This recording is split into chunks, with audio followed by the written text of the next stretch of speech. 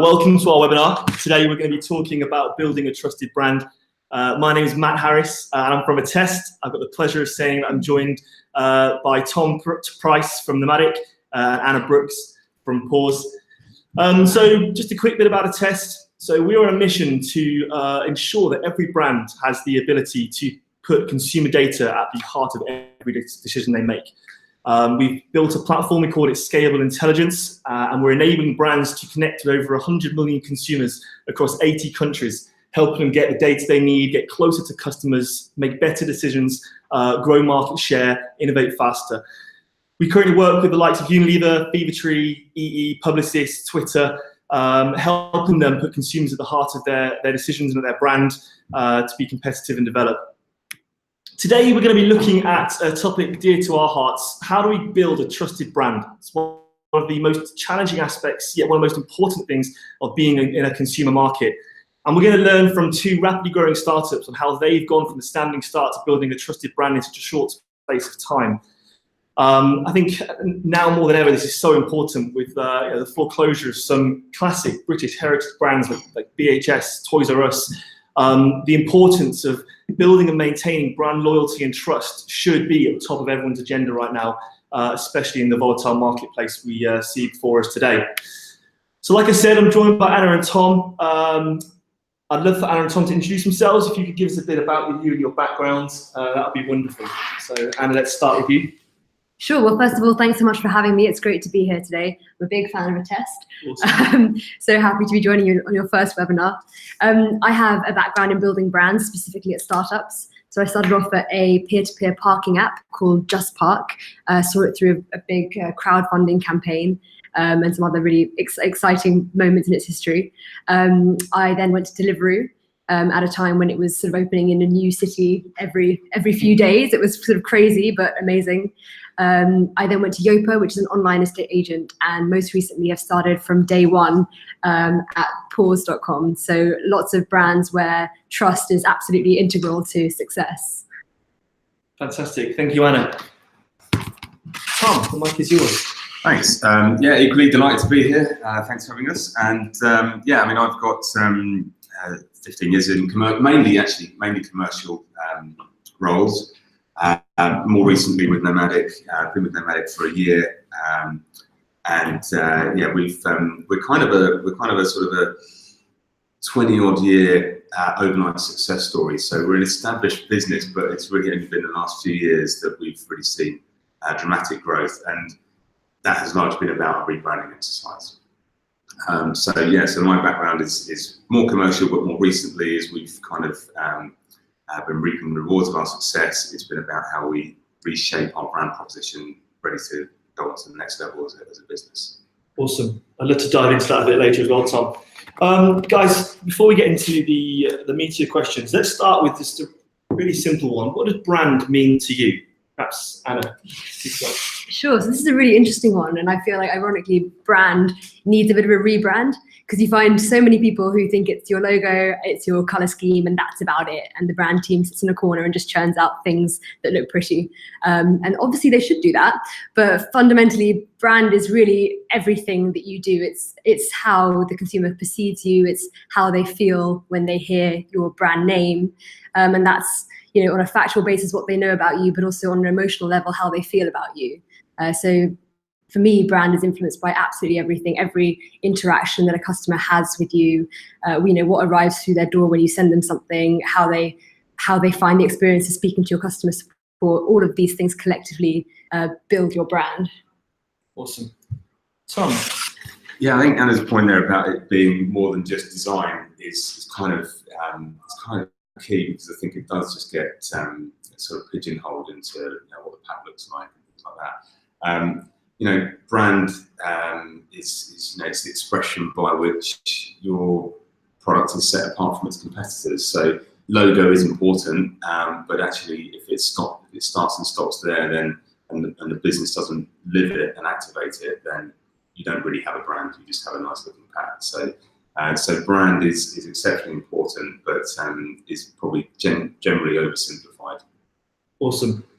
So how important is trust when building a brand, and how does one go about building brand trust? Anna, can I pass it to you for this one? I mean, it's a huge question. I think you cannot overstate the importance of trust, especially with online businesses and in an online world where the expectation for transparency and for information is so much higher. I mean, I think intuitively, you know that as a brand, you need to win your consumers' trust to stand any chance of success. But also, there's plenty of evidence that shows you how important. I mean, for me, an anecdote that comes to mind is at one of the businesses I was at, we were using a tool called Optimizely to test different homepages. And we had our Trustpilot account, which was filled with reviews from users. And we tested a version of the homepage which linked to Trustpilot. And we could see from tracking our user behavior that so many people were going to Trustpilot and reading our reviews, and that actually improved our conversion rate by 3 times plus. So you know that you need to be trusted as a business, but actually that's one piece of evidence where the numbers speak for themselves. Excellent. Tom, I'd love to hear your thoughts on this as well. Yeah, I mean, trust it's an interesting concept, really, isn't it? And particularly for so there's an interesting study. It's called the Deloitte Millennial Study. They released it in May this year, and they studied over 10,000 millennials and 1,800 Gen Zs globally. And what they found is that levels of trust are kind of falling off a cliff. Not only just about institutions, because obviously these are people that like us all in the room here, are all young enough to have kind of grown up in the 2008 crash, and that really impacted our lives. So they really don't trust institutions. But moreover, in the last year or so, people's levels of trust of big business have fallen because they just don't believe that what big business says it's doing is true. So you really got to work hard to, and you can't fake it. I think moreover, people they smell it. If something's not right, they won't fall for it. So trust is exceptionally important. The way you build up, I think you've got to have a proven track record. There's no shortcuts to it. You can't do it by design alone, as we've already said. You have to have an amazing product that people want to keep returning to. And if they keep returning to it, and every time it's the same or better than it was before, trust will come. But there are no real shortcuts. But having brand values which make sure that your product always delivers is key to that. Awesome. Okay, so brand trust, super important. How do you go about measuring and monitoring? Well, it's a very pertinent question for us because literally last week I was able to make my boss very happy by running a survey on a test. It completed overnight, 1,000 people, where we measured our brand strength. And you didn't know that, so you didn't say I did not know. Very neat. But it's I mean, it's for us. There's not really. I mean, obviously you can use social media channels to contact regular users, heavy users of your product. But across the population as a whole, how do you measure it? So we did a survey which compared unaided recall with just named recall with logo recall. And then measured ourselves against our competitors and some massive brands out there. So we're in the yogurt fixture. So we've got Muller, and then we've got other smaller operators who might be, a farm with a dairy attached to it, and they're producing some stuff for Whole Foods. So there's a whole gamut there. So we've done this was our first go. So we've kind of given ourselves a base level now. In 6 months we'll do it again, and then we'll be able to measure levels of, because one of the questions we were asking was not only about recall to give us a sense of brand strength, but also net promoter scores. Do you trust this brand? Will you recommend it to your friends? So that's something that for business value we can then say, right, this is where we're at comparatively. That's great, and we've moved it on by X percent points or X points in 6 months' time. So yeah, that's a really quick and relatively easy way of doing it for us. Yeah, that's how we would measure it. Really good. And I would love to know as well how you guys at Pause go about measuring and monitoring your brand. Sure. So at Pause, it's extremely early days. We've really only been live for about a month, obviously working behind the scenes prior to that. So we've been focusing on getting to know our potential customers and how they feel about the sector. and understanding really what their concerns are at the moment in terms of where they buy their products for their animals, what their worries are with their current suppliers, and trying to understand how we can really create a product journey that sort of is taking all of those worries and considerations into account. And so it's too early to say, you know, how we've been performing on that front, but we definitely fed all of those considerations into what we've built and aim to reassure it every step of the way. What's the process you go through to take all those considerations into account, create your strategy, and press the go button? So I think it's a lot to do with understanding what people are currently doing. So we used a test to do a really big study on dog food to begin with. So understanding what people currently buy, what they like about it, what they are not sure about, how much they feel sort of well informed about the products out there. And what you find, especially with the pet food market, is that there's really a lot of distrust around the big brands, and a lot of them actually are not even redisclosing what's in the food, and people know that they're not as educated as they should be about what they're buying. So that's, for starters, going to inform our strategy of being sort of radically transparent and making sure that it's incredibly clear what's in our foods, you know, why it's great, explaining all of these different things which are normally just completely sort of coded and, you know, obfuscated on the back of the packet.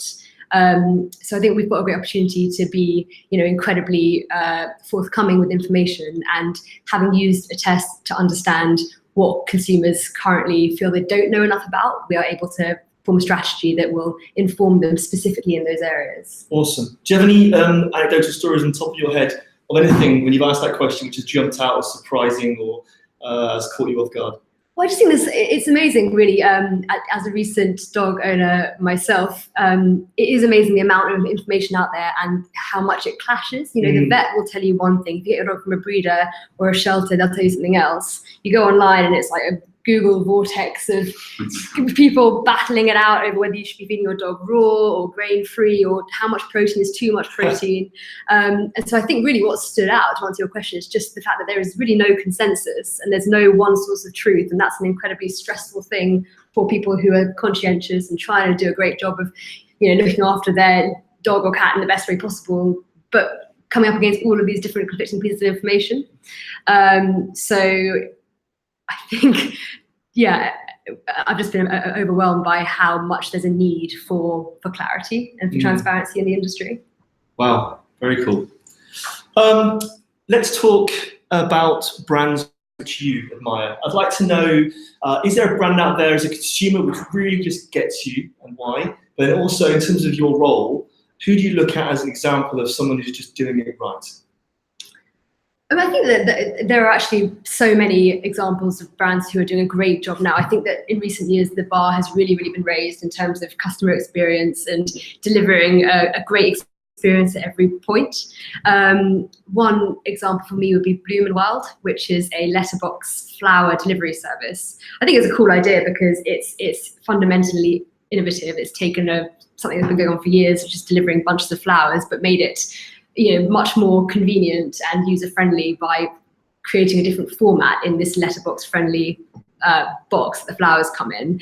But actually, for me, what really impressed me was I was given a subscription to their flowers for 3 months, I think, and actually 2 out of 3 of the deliveries failed.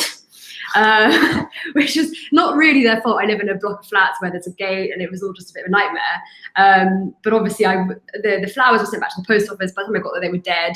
It was pretty annoying. But what was great was how Bloom and Wild really rose to the occasion and totally no quibble, sent a few months free of extra flowers. And that for me is a really important point, which is I think that when there's some sort of fail, with your sort of customer journey, it's actually an amazing opportunity to impress and to show what your brand is made of. Yeah. And what you'll find is people who start off, you know, the most pissed off customers actually have the potential to be your biggest brand advocates if you handle the situation correctly. So for me, I went from being kind of pretty annoyed to being a massive fan, and I just think they handled that so well. Really good. Tom, same question to you. I'd love to know a brand which really just gets you as a consumer, but then also in your role, who do you look out there and think, hey, they're just doing it really well? I've kind of got 3 in mind, and they all for different reasons. So they're kind of an obvious one, but Pret a Manger, I think, have just been so consistently good for 20 odd years now, that they've really lived their brand ethos. So, natural fast food, and they've got their product right. I worked in sandwich businesses. I know how hard it is to get your product right each time and make it consistent. But I'll happily go in there breakfast, lunch, and not dinner, but breakfast, lunch, and you're always going to get a fantastic product. So whenever I see that Pret logo walking down a high street, and they've done another thing amazingly well, which is they wouldn't call it distribution, but obviously availability of their product is incredible. I walked from Chancery Lane Tube to Holborn. I think I passed 4. Yeah. So when you see that star logo, you know that that's a moniker for you go in there, you're going to get great product. You're going to get it quickly. It's going to be convenient. It's fresh, and then it's got the brand ethos sitting behind it. You know it's going to be made naturally. I know that ownership-wise, they're not a startup anymore, but they're a massive business now. But they still seem to have kept that core truth.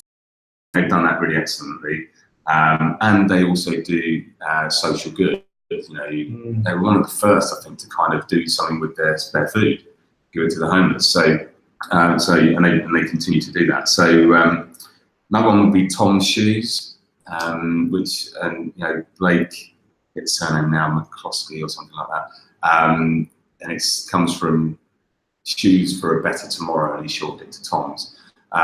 Great product, great shoes, on trend. But you buy a pair of shoes there, and he gives a pair of shoes to somebody who needs them in the developing world. And they've spread that out into, you buy sunglasses, they help somebody's sight. It's incredible.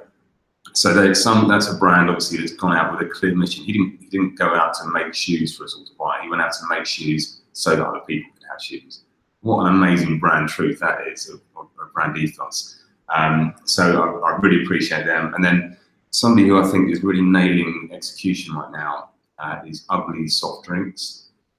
So if you haven't seen them, you'll probably see them somewhere around. They're in convenience stores everywhere, and in retail now, in multiple grocery as well.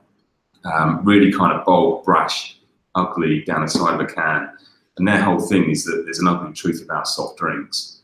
They're full of sugar and full of sweeteners. And theirs are just sparkling water with fruit. But the way that they communicate that, particularly on social media, on their website, is just to say that we're just a drink. We're not going to solve your problems. We're not going to improve your lifestyle. We're not going to make you sexier. We're just a drink. Just drink us. That's fine. And they just nailed their kind of their messaging. So the reason I appreciate them so much now as somebody who's trying to improve our communications as businesses, they have really got great simple message. So their website's worth a little look. Just the clarity of message. It's really excellent. Take a look. So some wonderful examples of great brands doing it well and doing it right. Let's flip it on its head, and I want to ask, are there any brand fails you've seen? This question less so to point finger at them, more so to look at what lessons can we take from some brand failures? Are there any that have really resonated with you? Yeah, well, I'm not going to point the finger at anybody else. I'm going to point the finger at myself, and one that a brand mistake I made. So it was actually when I was at a business called Chef in a Box, and we were quite a niche food service sandwich maker, and we thought we needed a brand, and the way we did that was we came up with a name, and we got a really nice brand style, and we put a lovely label on our product, and we would take product out to people, and they go, "That looks amazing, that looks great," but to the point we made earlier, it didn't go further than that. So then it didn't work. All we had was nice design. We didn't actually, and the brand that we created, or the name we created, was We Love. So it's all about loving food and loving our customer. It had a really nice message, but we didn't take that into the business and make our people feel loved and make them love our product. And so it was just a top level. This is what we say about ourselves. But to be honest, we made great product, but we didn't really live it. So it didn't have a soul to it. So ultimately, it didn't. We grew because we had the right sales strategy, not the right brand strategy. And if we'd had the right brand strategy and sales strategy, we could have rocketed it. So the pitfall really was that we didn't really understand what a brand was. We thought it was just design, and it wasn't. It needs to be something much more all encompassing. Yeah, and I think yeah, just being realistic with yourself about when you are creating a brand and just saying, okay, how are we actually going to live this? How are we going to activate it? How are we going to really communicate to consumers so that they buy into this? That's a whole area we just didn't go near. If you had your time again, Tom, what would you do differently? Pretty much everything. I think where we started off wrong was that we started off with how the product looked, not how the business thought about itself and understood itself. And I know that feels really kind of cliche to talk about culture and people really being involved in the business, but if you don't do that, then you can't retrofit that. So if you only do design and nobody in the business knows what the business is supposed to stand for, then you really don't have a brand. You just, as I proved in the activity I did. So I would kind of take it from the roots upwards, and I'd talk to the people in the business and say, what's this business really about? Take them on the journey. And again, really cliche things say, take them on the journey, but people will go on that journey because they go to work every day to enjoy their life, not just to pick up money. If they can pick up money and enjoy their life, then you get a better business all around. Nice. Anna, are there any brand failures that really resonate with you, and specifically ones where you've taken lessons away? Well, speaking in general terms, I'd completely echo Tom's point in terms of brand strategy needing to be something that is really lived by the company. I think there's a real habit for companies to sort of almost like outsource the branding, and the risk is that it becomes something that a team of people or a person has gone off and done in a room, and they come back and present it to a company of people who just don't really relate to it at all. That's something that I've seen a couple of times, and it never works. It ends up as a sort of PDF that's put in a drawer and never looked at again, and people just sort of get a bit disillusioned, and that's the kind of thing that I think gives brand a bit of a bad name. Yeah. And also just keeping it general, but I've definitely seen instances of a strategy that's worked really well in one business, and then people attempt to transplant it onto another business with a completely different audience and a completely different consumer experience. And without getting specific, it was fairly disastrous. So I think the lesson there is just really know who your individual consumer is, because something worked well in one kind of business does not mean it's going to work in yours, and just make sure that everything that you're doing for your brand is completely catered to who your user is and not a cut and paste job. Nice. How can businesses go about developing products and brands that ultimately become household names? It's $1 million question. Easy, right? I think it sounds a little bit cliche, but it really just comes back to knowing who you're building your service for. I think a lot of businesses almost sort of come about because someone spotted a gap in a market and just wanted to exploit it. But really, you need to know what value your proposition is adding and to whom, and you need to understand that person and know how to really connect with them. And I think also picking up on Tom's point earlier, it's so important, more than ever, to have a real sort of sense of your values and what you're contributing to the world around you. I think especially with younger consumers, it's becoming a fundamental expectation. So having a sense of mission and being really authentic in what you're doing will, I think, propel brands to the next level. Yeah, awesome. Tom, same question to you. Yeah, I think something that we've done over the last 9-10 months is really look at, particularly around product development, look at why and how we came to decisions. So we're a relatively small team, and we had a lot of kind of sitting around a table. This tastes nice. Let's make this kind of conversations. And what we found is actually, we just needed a bit more structure behind it. It's not good enough just to make, frankly, just to make great products isn't good enough. You have to there has to be a reason why people are going to want that, because otherwise, there's so much choice out there, they're not going to pick it up. So what we've used, and I know it's what Test advocate as well, is a jobs to be done approach. And it sounds a little, as you explain it, sounds a little bit just like customer needs data, but it's much more than that. And what you really get to the nub of, there's a whole book about it, but I won't try and explain it now, but what it gets you to is just thinking in real detail about what what job your product is solving for consumers. Again, that sounds like me today. It's not. It's more than that. But I'm not going to go into that. So have a really robust process by which you develop products, and be really honest with yourself about whether product is ready. Don't take a chance, even if you're a month away from launch and it's kind of 90% there. If something's not sitting right with you, don't launch it, because once it's out there, you can't take it back. So just be really rigorous in your product development, and then developing the brand. As I said at the top, there's no shortcuts. You need time. You need to prove yourself to customers. You need to just make sure your product is right all the time. And the other thing I'd say, in terms of becoming a household name, invest in distribution, because if you've got an amazing brand but nobody can find it anywhere, you don't have a business, do you? So be really careful with every pound how you spend it, and just make sure that your trading conversations are really kind of focused on getting your product out there for people to buy. You can take care of the activation, you can take care of the comms, trade will take care of getting your products available. So jobs to be done approach, be robust about how you develop products, and really kind of the key other thing would be getting the distribution right. Really good. Anna, your experience is admirable, and I'd like to tap into that a second. I want to ask if you have any top tips or lessons learned when it comes to launching new brands and products.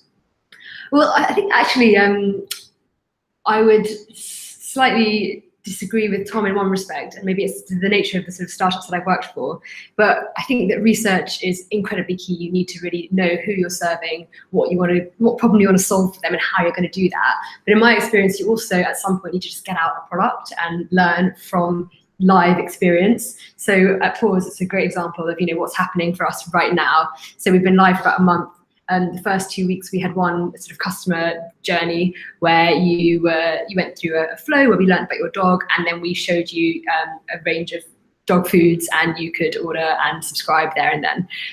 We found pretty quickly that people aren't ready to commit to a full-size bag of food without their dog having a chance to taste it first. It's all a bit much too soon. So literally in the space of 2 weeks, we have pivoted, we've iterated, and we now have a trial bag experience where you sign up for a 1.5 kilo trial bag, you get that, and then you roll into subscription a few days later with plenty of chances to cancel and pause your subscription, etc.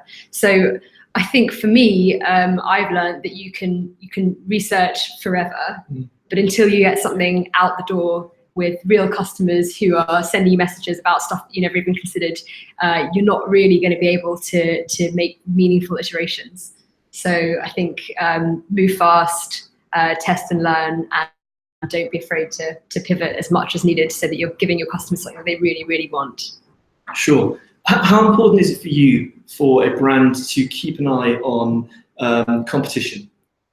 I think it's really important. I mean, you should know your sector, you should know who your competitive set are, and you should know what it is that people like and don't like about them.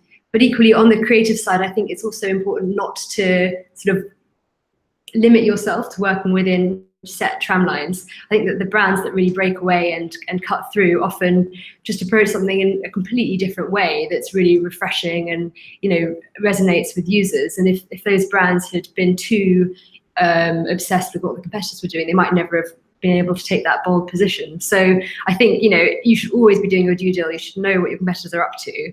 But at the same time, don't be afraid to be different, because that's how you're going to stand out.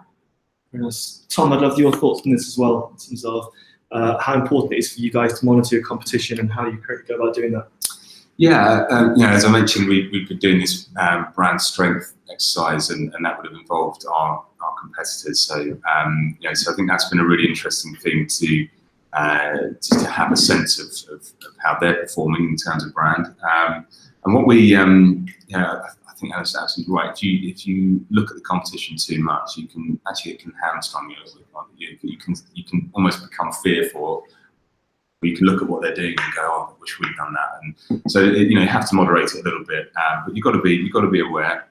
I would say, for us going forward, we will avoid being reactive to what our competitors do, and we will trust what we're doing and trust the measurements that we're going to put in place to see whether that's been effective or not. So when we do our brand strength survey again in 6 months' time, we'll see whose plans have been effective, and we won't be reacting in 3 months' time just because somebody else has launched something amazing. Because we know we'll be launching amazing things too. So yeah, it's just a little bit about keeping your cool a bit, but yeah, you've got to keep on top of things. To be honest, we're a little bit old school. We kind of have feet on the ground, and we see what they're doing, we see where they're in distribution, and do things like that. But the brand strength measurement is going to be a key factor for us going forward. Super. Tom, do you have any examples of a time when, through one of your brand strengths or another way you've been collecting consumer data, where you've seen an insight and it's caused a moment of pivot or a moment of change, you've had to respond to it? Well, I think there was just a huge kind of, we got a huge amount of data from some early surveys we did with the test when we were thinking about our strategy. It wasn't necessarily new news, but having it validated. It was stuff that we could sit around a room and go, we think this is probably right. But you're running a big risk if you make your decisions based on that.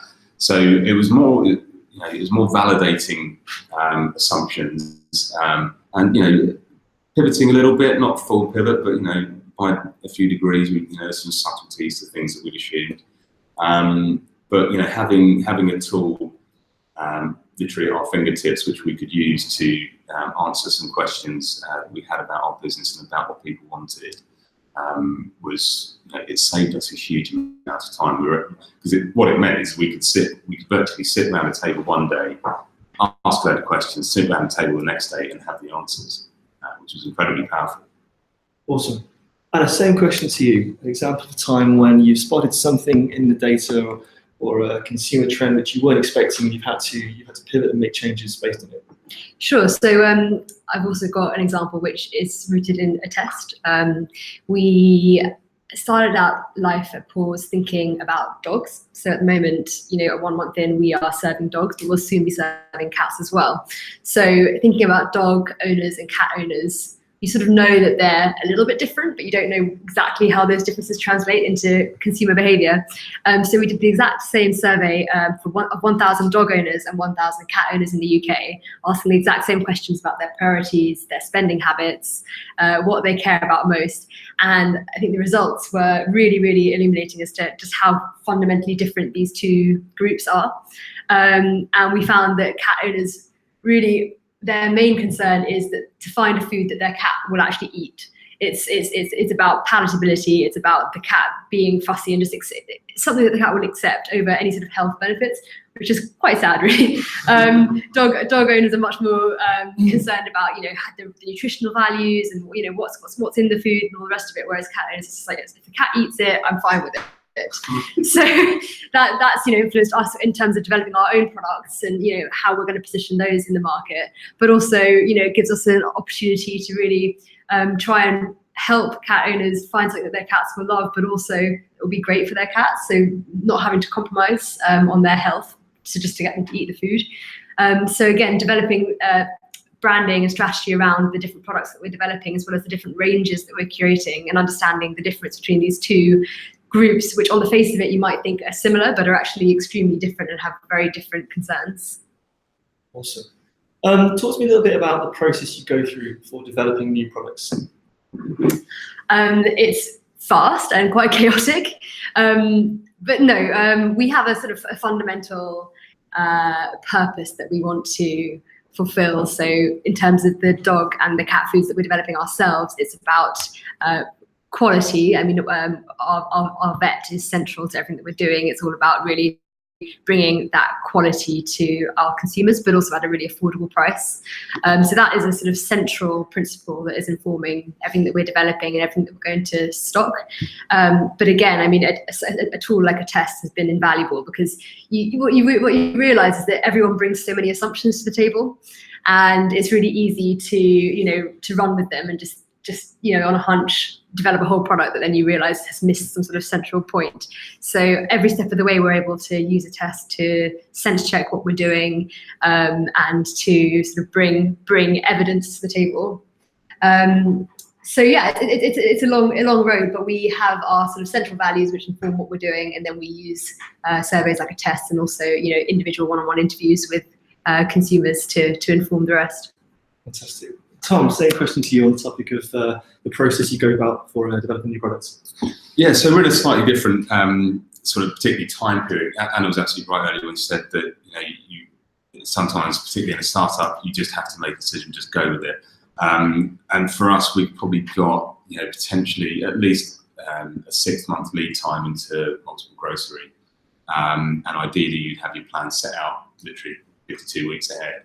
So that means everything then comes back before that 52 weeks before launch in terms of development. So we have to really plan a long way out.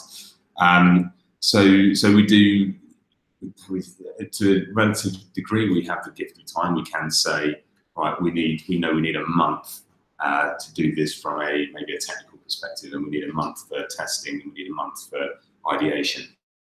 But one of the things that where it really starts off with is we'll create a brief for our technical development team, where we will say, right, we think there's a gap in the market here. We will then use a test to sound that out a little bit. We'll then link that in with our jobs to be done approach and say, okay, there might be a particular sector around on-the-go breakfast, and for us that fits one of our strategic product platforms that we've uncovered through the jobs to be done work. And then we'll create a brief that then starts to get into product formulation. So one of the things we did a couple of months back was everybody's into nutrition these days, not just for their pets, but for themselves as well. So they want to know what's in product, and you can go into the supermarket now and see products that before you even know what's in it, it's telling you it's got 20 grams of protein in from 10 feet away. So we needed to understand which of those were really a priority across all the nutritional benefits you could get, particularly from a dairy product. Did people want calcium? Did they want vitamin D? Did they want protein? So we used a survey to uncover a ranking for all of those, and we've used that to inform our product briefs. And then you go into flavours as well, and if you've got a short list of 5 flavours, you can easily do a quick survey to shortlist that down to 3 if you can only launch 3. So we'll use we'll just constantly refine and refine and refine if we've got the time to. Sometimes things have to be quicker and you just have to make a call on things, but ideally, time. Really good.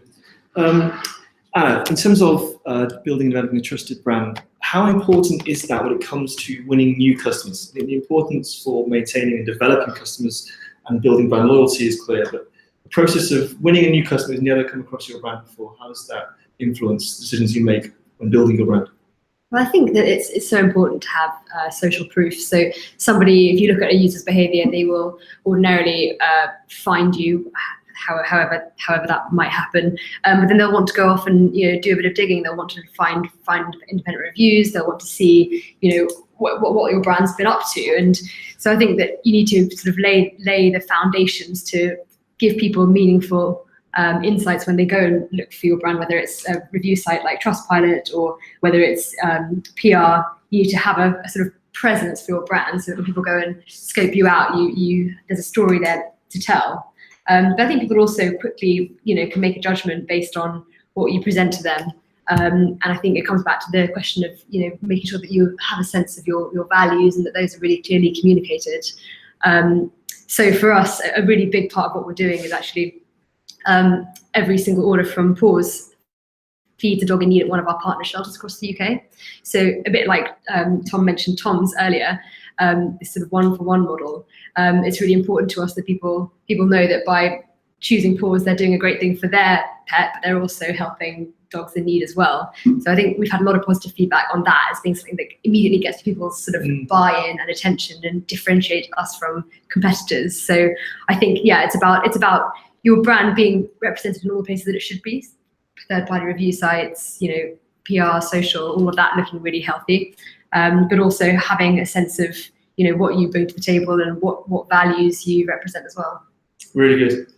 Awesome. Well, I think time is just about up for us, but this has been absolutely fantastic. Really appreciate you both taking time out of your day and sharing your journeys and your stories with us. And thank you everyone for joining us. Hopefully you found it valuable. If you'd like to know more, please reach out to us via the website or make contact with Tom and Anna. But thank you for the time. Thanks for having us. Thank you.